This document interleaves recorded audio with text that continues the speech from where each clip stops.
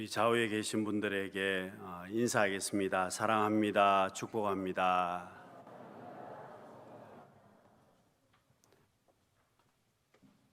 거북이 한 마리가 울산에서 부산으로 출발을 했습니다. 한참 가다 보니까 지렁이 한 마리가 가고 있어서 거북이가 방향이 같기 때문에 내 등에 타라고 이야기를 했습니다. 지렁이를 등에 태우고 거북이가 가는데 좀 가다가 또 군뱅이를 만났습니다. 너도 어디 가느냐고 묻고 방향이 같기 때문에 너도 내 등에 타라고 이야기를 합니다. 여러분, 거북이 등에 지렁이도 그리고 군뱅이도 같이 타고 가는데 군뱅이가 대뜸 지렁이에게 이렇게 말을 했습니다. 꽉 잡아라. 되게 빠르다. 잘못하면 떨어져서 큰일 난다. 여러분, 군뱅이 눈에는 이 거북이가 굉장히 빠르게 보입니다. 그렇지만 토끼의 눈으로 보면 이 거북이는 느림보가 될 수밖에 없을 겁니다. 여러분, 무엇을 이야기하고 있습니까? 보는 시각에 따라서 전혀 다르다는 것을 말씀합니다. 여러분, 우리 인생에게 정말 많은 문제가 있어서 정말 이 문제는 정말 큰 문제라고 우리는 생각을 하지만 하나님 앞에서 그 문제는 아무것도 아닐 수 있습니다. 여러분, 인간의 생각이나 인간의 방법이 한계가 있다는 것을 말씀합니다. 사람이 자기의 생각대로 내 욕심대로 다 할 수 있다고 생각을 하지만 여러분, 그것이 한계가 있다는 것을 말씀합니다. 여러분, 우리의 문제가 무엇입니까? 우리의 문제는 나의 한계성을 인정하지 않는다는 겁니다. 여러분, 우리의 문제는 내가 가지고 있는 생각을 바꾸지 않으려고 합니다. 여러분, 아이들이 부모의 말을 듣는 것보다 오히려 자신의 생각이 맞다고 주장을 합니다. 부모의 말보다는 친구의 말을 더 바르게 받아들일 때도 청소년기에는 많이 있습니다. 여러분, 자신의 생각을 바꾸지 않습니다. 자신의 생각이 맞다고 이야기를 합니다.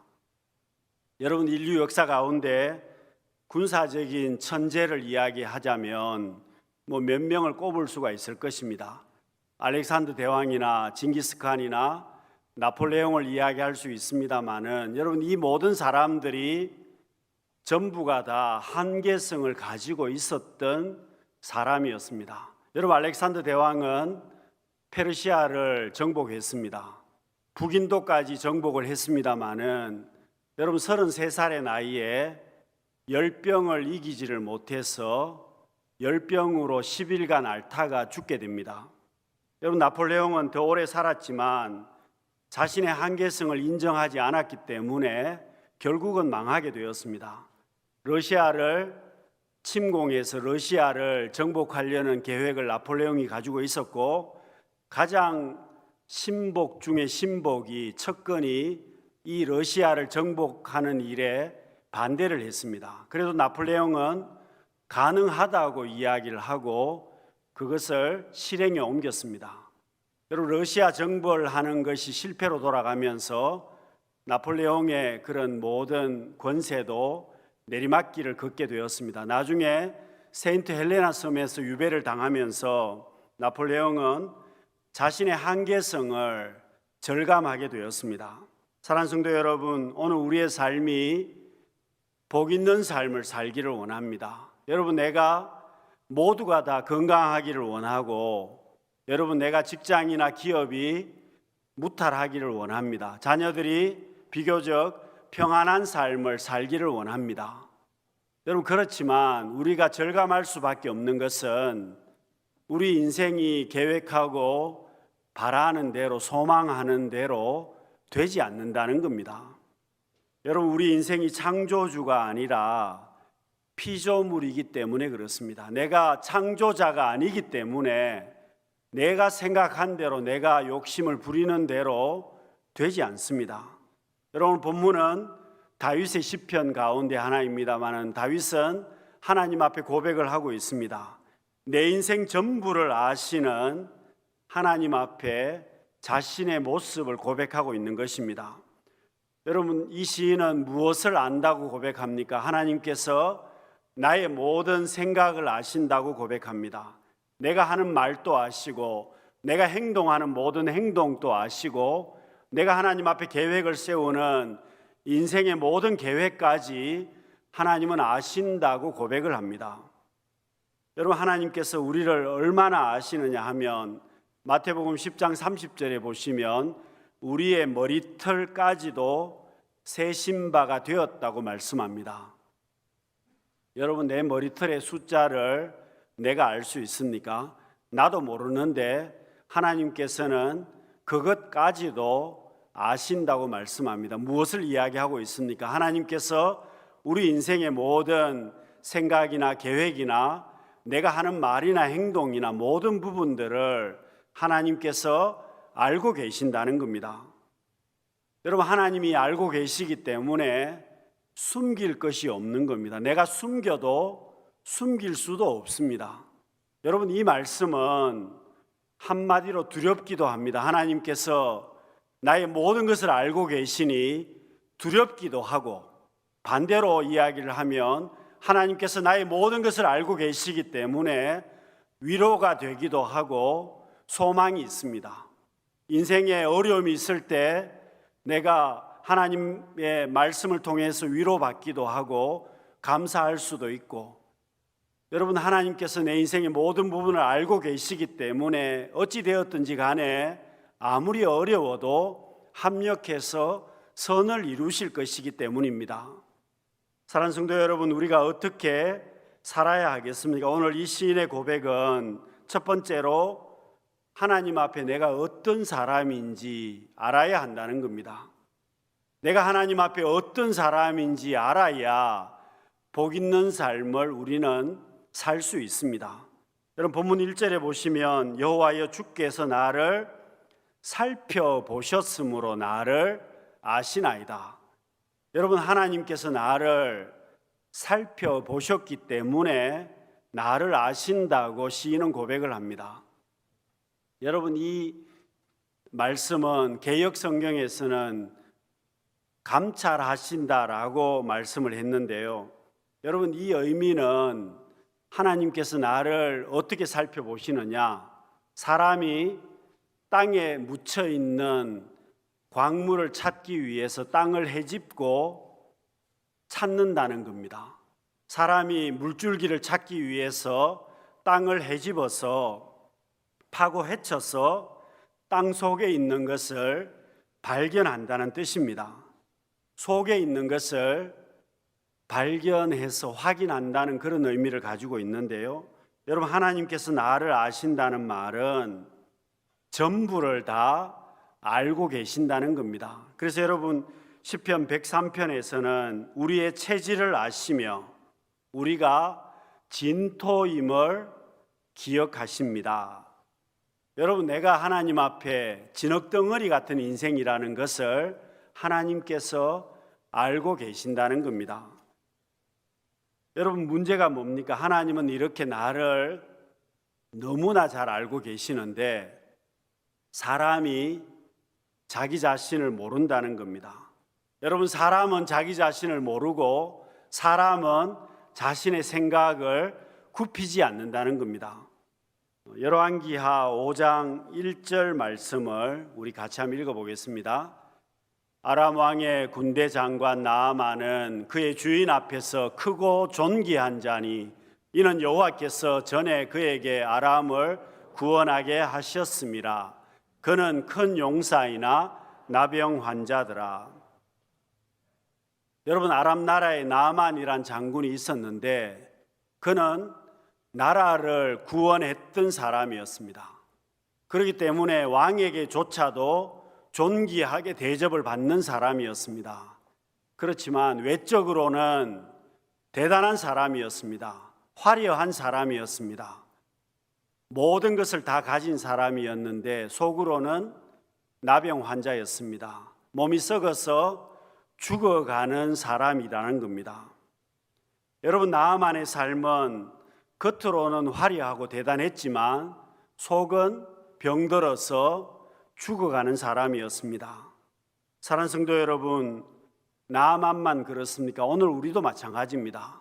여러분, 이 시대가 과학이 최첨단으로 발전해 있는 그런 시대입니다. 그렇지만 여러분, 전염병 하나조차도 아직 마음대로 다스리지를 못합니다. 그것뿐입니까? 여러분, 우리의 삶이 외적으로는 풍요롭습니다. 화려한 삶을 살아가는 분들도 많습니다. 그렇지만 속은 병들어 있고 죽어가는 사람들이 많다는 것입니다.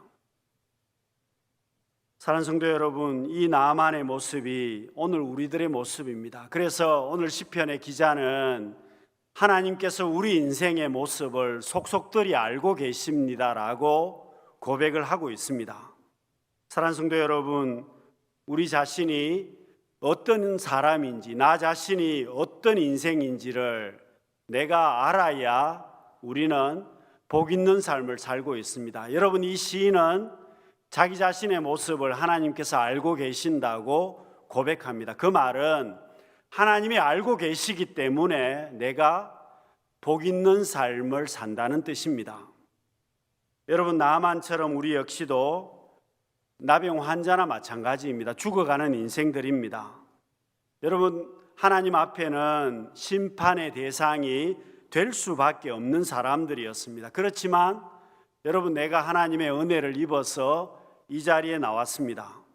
사랑하는 성도 여러분, 탕자처럼 우리도 하나님 앞에 심판의 대상이 될 수밖에 없는 사람들인데 하나님의 은혜를 입어서 여기에 나왔습니다. 어떻게 나왔습니까? 깨달음을 가졌다는 겁니다.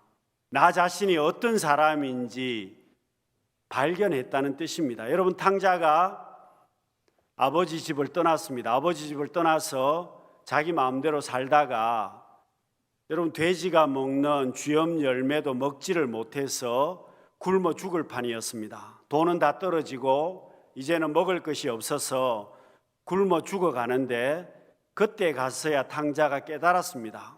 자기 아버지 집에는 종이라고 하더라도 양식이 풍족하고 종이라고 하더라도 배부르게 잘 먹고 잘 살고 있는데 나는 아버지 아들이라고 하면서 왜 굶어 죽어야 되느냐? 탕자가 자신의 모습을 깨닫게 되었습니다. 내가 아버지의 아들이라는 것을 깨달았다는 겁니다. 그때부터 이 탕자의 삶은 새롭게 시작이 되었습니다. 여러분, 오늘 우리도 그렇습니다. 죽을 수밖에 없는 인생들이었지만 여러분, 예수님께서 나를 대신해서 십자가를 져 주심으로 인해서 내가 하나님 앞에 구원을 받았습니다. 하나님의 자녀가 되었습니다. 내가 하나님의 자녀가 되었기 때문에 지금 이 자리에 내가 나올 수 있게 되고 예배자로 서 있습니다. 사랑하는 성도 여러분, 오늘 시인의 고백처럼 여러분, 하나님께서는 나를 알고 계시고 내가 지금 어떤 상황에 있는지도 하나님은 알고 계십니다. 여러분, 하나님이 나를 알고 계시기 때문에 내가 하나님으로부터 위로를 받을 수 있고 지금의 내 삶이 어떠하든지 간에 하나님께서 내 삶을 인도하셔서 선한 길로 인도해 주실 것입니다. 그래서 여러분, 우리는 나를 알고 계시는 하나님 앞에 나와야만 합니다. 나를 알고 계시는 하나님 앞에 나와야 하고 그 십자가 앞에 우리가 나갈 때에 우리는 복 있는 삶을 살 수 있습니다. 여러분, 탕자가 잘한 것이 무엇입니까? 딱 한 가지가 있습니다. 자신이 아버지의 아들이라는 것을 깨달은 것입니다. 여러분, 그것을 깨달았기 때문에 탕자의 삶이 변하게 되었습니다. 사랑하는 성도 여러분, 오늘 우리는 하나님의 자녀들입니다. 세상에 우리의 삶의 모습이 어떠하든지 간에 나는 하나님의 자녀이고 하나님께서 우리 인생의 모든 부분을 알고 계십니다. 여러분, 내 형편과 처지가 어떠하든지 간에 나를 알고 계시는 하나님 앞에, 주님의 십자가 앞에 온전히 우리 모습 그대로 하나님 앞에 나갈 수 있는 성도님들이 되시기를 바랍니다. 여러분, 두 번째로 우리가 복 있는 삶을 살아가려면 오늘 이 시인이 고백하는 것은 하나님께서 나를 알고 계시기 때문에 내가 하나님의 말씀을 따라서 살아야 한다는 겁니다. 여러분, 내가 어디에 있든지 간에 하나님은 나를 알고 계십니다. 세상 끝에 가 있어도 하나님은 나를 알고 계신다는 시인의 고백입니다. 여러분, 7절 말씀 우리 다시 한번 읽어보겠습니다. 내가 주의 영을 떠나 어디로 가며 주의 앞에서 어디로 피하리까? 여러분, 이 시인이 고백하는 것은 우리 인생은 내 힘으로 살 수 없다는 뜻입니다. 내 능력으로, 내 힘으로 살 수 없다는 것을 고백하는 겁니다. 그래서 8절에서 10절 말씀인데요, 같이 한번 읽어보겠습니다. 내가 하늘에 올라갈지라도 거기 계시며 서울에 내 자리를 펼지라도 거기 계시니이다. 내가 새벽 날개를 치며 바다 끝에 가서 거주할지라도 거기서도 주의 손이 나를 인도하시며 주의 오른손이 나를 붙드시리이다. 여러분, 이 시인의 고백은 내가 어디에 있든지 간에 하나님께서 나를 아십니다. 나를 붙잡아 주십니다. 그런 고백입니다.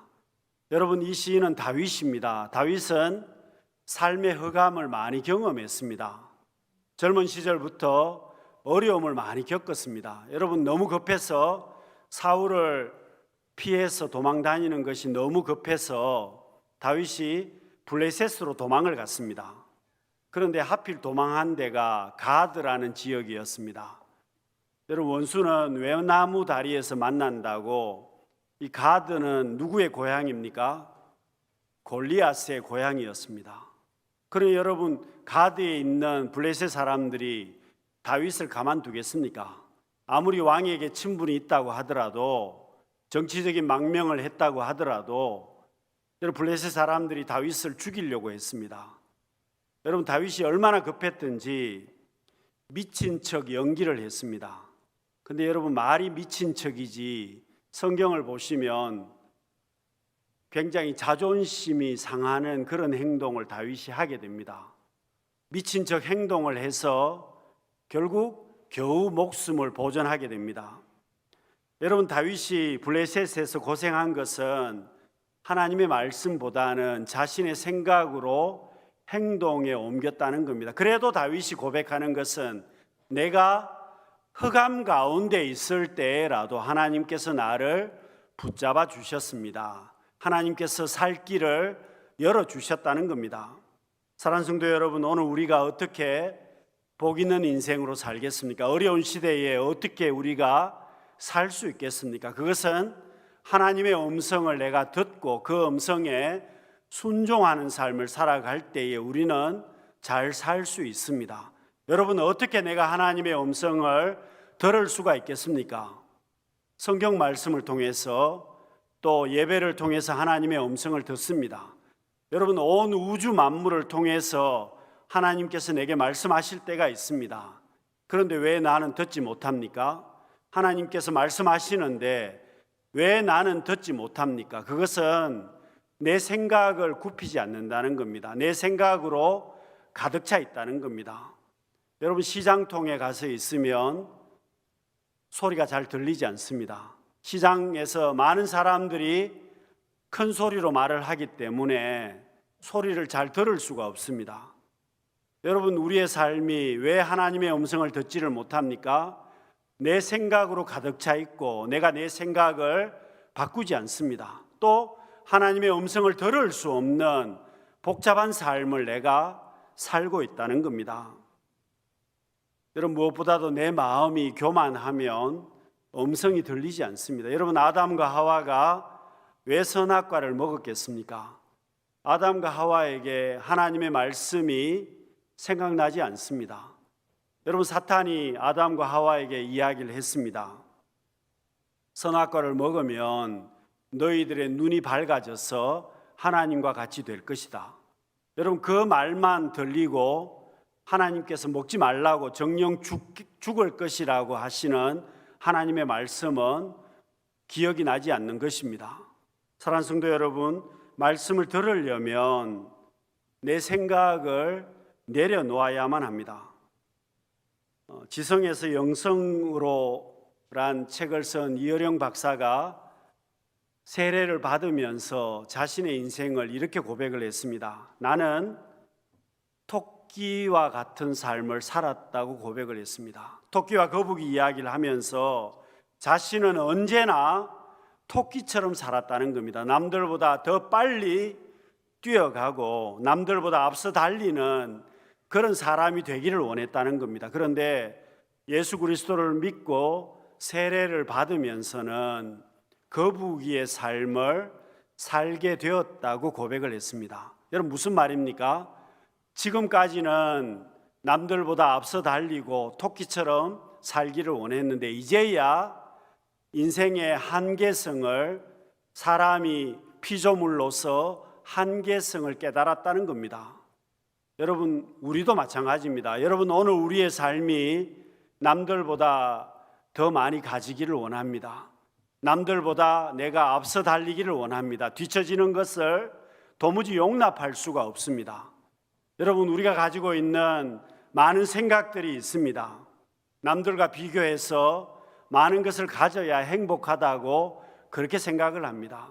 그렇지만 여러분 오늘 말씀을 통해서 우리가 알 수 있는 것은 그렇게 해서 복 있는 삶을 살아가는 것이 아니라 내 인생의 모든 것을 알고 계시는 하나님 앞에 내가 그 말씀에 순종하는 삶을 살아갈 때 복 있는 삶이라는 겁니다. 그래서 여러분 우리가 무엇을 해야 되겠습니까? 말씀 앞에 내려놓아야 한다는 겁니다. 내 생각도 내려놓아야 하고 내가 지금 계획하고 준비하고 여러분 내 생각으로 내 욕심으로 하려고 하는 부분들을 내려놓아야 한다는 뜻입니다. 왜냐하면 하나님께서 알고 계시기 때문입니다. 사랑하는 성도 여러분, 내 인생의 주관자가 하나님이시라는 것을 이 시인은 고백을 하는 겁니다. 오늘 우리도 내 인생의 주관자가 하나님이시라는 것을 고백하면서 그 음성에 순종해서 그 음성을 들으며 나갈 수 있는 우리 모두가 되실 수 있기를 바랍니다. 여러분 마지막으로 우리가 어떻게 살아야 되겠습니까? 오늘 시인의 고백은 세 번째로 모든 것을 하나님께서 알고 계시기 때문에 불안이나 두려움이나 염려를 이길 수 있다고 말하는 겁니다. 오늘 본문 2절과 3절 말씀을 우리 다시 한번 읽어보겠습니다. 주께서 내가 앉고 일었음을 아시고 멀리서도 나의 생각을 밝히 아시오며 나의 모든 길과 내가 눕는 것을 살펴보셨으므로 나의 모든 행위를 익히 아시오니. 여러분 우리는 예배 때마다 사도신경을 고백합니다. 예배 때마다 전능하신 하나님에 대해서 우리는 고백을 합니다. 그런데 여러분 오늘 이 시인도 마찬가지입니다. 하나님께서 나의 모든 행위를 알고 계신다는 겁니다. 여러분 앉고 일었음을 아신다는 말은 나의 생각을 아신다는 말은 하나님은 속속들이 알고 계신다는 뜻입니다. 여러분 이 말씀은 하나님은 우리가 함께 살아가는 가족들보다 하나님이 나를 더 잘 알고 계신다는 말입니다. 여러분 가족들도 모를 때가 많습니다.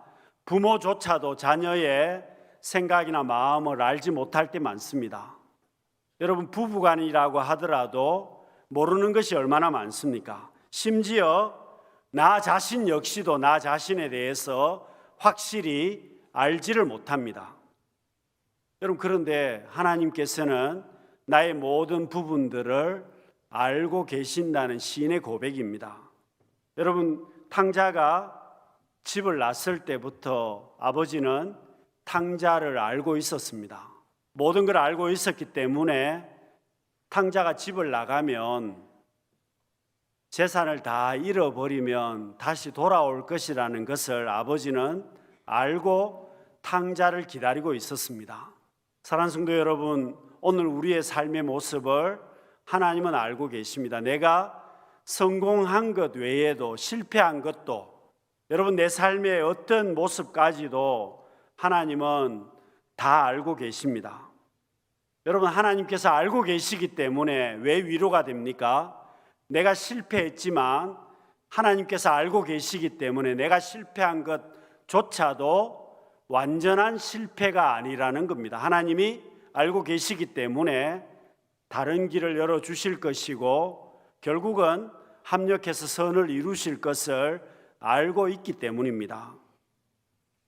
여러분, 모든 것을 알고 계시는 하나님이 계시기 때문에 우리는 불안을 이기는 겁니다. 모든 것을 알고 계시는 하나님이 계시기 때문에 두려움과 염려도 이길 수 있습니다. 어니 젤린스키라는 사람은 느리게 사는 즐거움이란 책에서 그렇게 이야기를 했습니다. 걱정의 40%는 절대로 일어나지 않는 일이고, 그리고 30%는 이미 일어난 일이고, 22%는 아주 사소한 사건이다. 4%만이 바꿀 수 없고 내가 대처하기 어려운 진짜 사건이다. 그렇게 이야기를 했습니다. 여러분, 이 사람이 이야기하고 있는 통계치는 96%의 걱정과 염려거리는 내가 해봐야 소용없는 것들이라는 겁니다. 내가 바꿀 수도 없고 내가 걱정한다고 해서 달라질 것도 없는 것이 96%라는 겁니다. 단지 4%만이 내가 걱정해서 조금이라도 영향을 끼칠 수 있는 거라는 겁니다. 그러나 여러분, 엄밀히 따져서 그 4% 역시도 하나님께서 주관하십니다. 내 인생의 모든 것이 내 힘으로 되지 않습니다. 여러분, 지금 전염병의 시대를 우리가 살아가면서 우리가 느끼는 것은 내 힘으로 되지 않는다는 겁니다. 여러분, 내가 아무리 조심하고 노력해도 한계가 있습니다. 그래서 여러분, 우리가 복 있는 삶을 살아갈 수 있는 것은 내 인생의 모든 삶을 하나님께서 알고 계시고 인생의 모든 삶은 결국 하나님께서 주관하시는 것이기 때문에 내가 하나님을 바라보는 것입니다. 하나님을 바라본다는 말은 불안해하거나 염려하거나 두려움에 사로잡히지 아니하고 하나님을 믿고 사는 것을 말씀합니다. 사랑하는 성도 여러분, 지금 전염병 때문에 불안해하시는 분들이 많습니다. 여러분, 더 큰 걱정은 경제 문제 때문에 불안해하시는 분들도 많습니다. 근데 여러분, 따져보면 경기가 왜 풀리지 않습니까? 불안함 때문에 그렇습니다.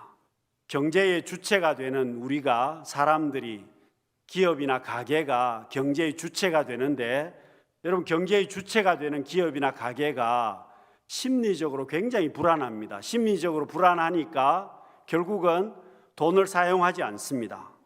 여러분, 심리적으로 불안하기 때문에 소비라든지 투자라든지 경제 활동을 자제한다는 겁니다. 가급적 하지 않으려고 합니다. 여러분, 그렇게 되니까 결국은 점점점 경제가 위축이 될 수밖에 없다는 겁니다. 여러분, 경제 문제뿐만 아니라 내 영혼의 문제까지 역시도 여러분, 이 불안함이 내 영혼을 잠식한다는 겁니다. 그래서 영국의 문화사가인 로널드 헤이먼이라는 사람은 불안은 내 영혼을 잠식한다라고 이야기를 했습니다. 내 영혼까지 흔들거린다는 겁니다. 이 불안함이 우리의 신앙의 문제까지 영향을 준다는 겁니다. 사랑하는 성도 여러분, 우리는 미래가 예측이 불가능한 시대를 살고 있습니다. 여러분, 내일 어떻게 될지 아무도 장담하지 못합니다. 그렇지만 우리가 어떤 태도를 가지고 살아야 하겠습니까? 오늘 본문의 이 시인의 고백처럼 이 시인과 같은 태도를 가지고 우리는 살아야만 합니다. 하나님께서 나의 모든 것을 알고 계시고 내 삶의 모든 부분들을 하나님께서 알고 계시기 때문에 우리는 하나님 앞에 하나님을 바라보고 살아야만 합니다. 말씀에 순종하는 삶을 살아야 하고 하나님께서 인도하실 것이기 때문에 불안이나 두려움이나 걱정과 염려에 매이지 아니하고 믿음으로 살아야 한다는 것입니다. 여러분, 다윗의 고백은 하나님을 바라보는 것입니다. 내 삶의 모든 것을 알고 계시기 때문에 하나님 앞에 맡기고 살겠다는 시인의 고백입니다. 사랑하는 성도 여러분, 하나님 앞에 우리의 삶을 맡기고 하나님 앞에 나아가심을 통해서 합력하여 선을 이루시고 하나님께서 늘 함께 우리의 삶을 인도해 주시는 복된 인생길을 걸어갈 수 있는 우리 모든 성도님들이 되시기를 바랍니다. 기도하겠습니다. 사랑이 많으신 하나님 아버지, 이 시인의 고백처럼 저희들도 나의 모든 것을 알고 계시는 하나님 앞에 맡기고 살아갈 수 있는 우리 모두가 되게 하여 주옵소서. 예수님 이름으로 기도드립니다. 아멘.